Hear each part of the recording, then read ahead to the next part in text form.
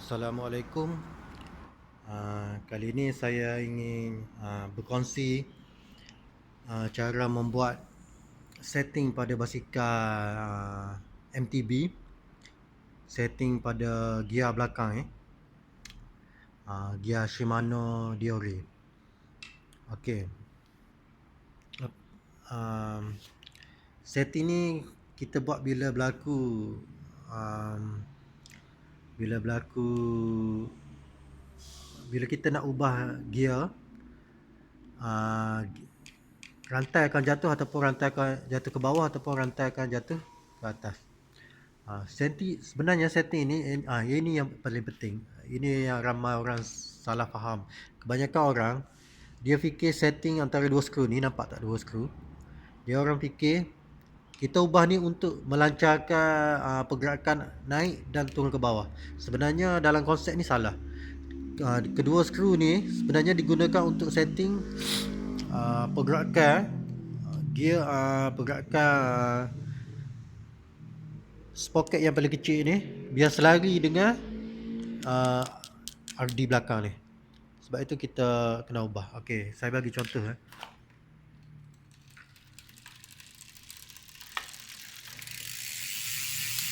Okey, saya naik satu step. Okey, sekarang ni kedudukan setting dia ni tidak bagus. Apabila saya tekan shifter naik satu tapak ke atas, masih dia tidak bertukar.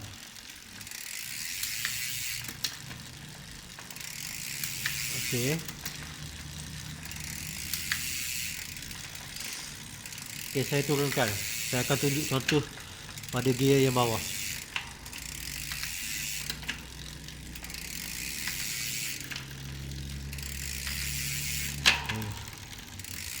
Okey, ini paling minimum. First kali kita kena cari antara dua skru ni. Okey, antara dua skru ni kita kena cari yang ini dipanggil high level. Yang ni low level. Kita cari simbol high level. Ada satu skru tu nampak high level. Kita pastikan kedudukan rantai ni betul-betul straight dengan RD ni. So kita pusing, kita setting pusing. Dalam kes saya ni RD dia masuk ke dalam, dia tidak selari, nampak dia sengit. Okey, saya pusing sikit. Okey, cuba lihat, nampak tak kesamaan dia. Sebenarnya pusing skru ni tak perlu banyak hanya sikit-sikit saja kita pusing sikit, kemudian kita setting. Kita tengok.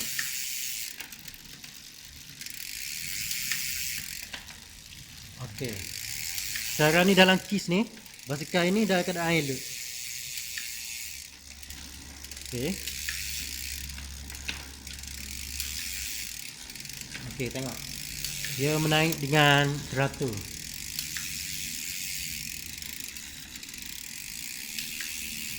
Okey. Bila kita tekan lagi, dia dah tak pergi ke belakang. Itulah fungsi skru ni, untuk setting tak bagi dia ke belakang.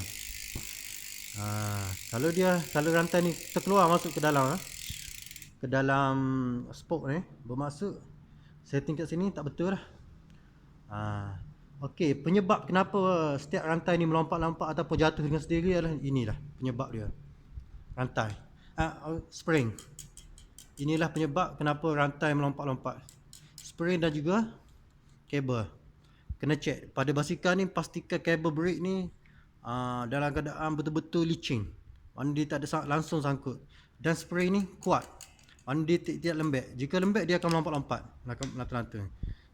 Jadi kalau berlaku masalah seperti itu, bermaksudnya anda kena tukar kabel ataupun kena tukar RD. Sebab spring saja biasanya tak ada jual di kedai. Dia jual satu set. Okey, faham? Kalau macam tu, gitulah. Terima kasih.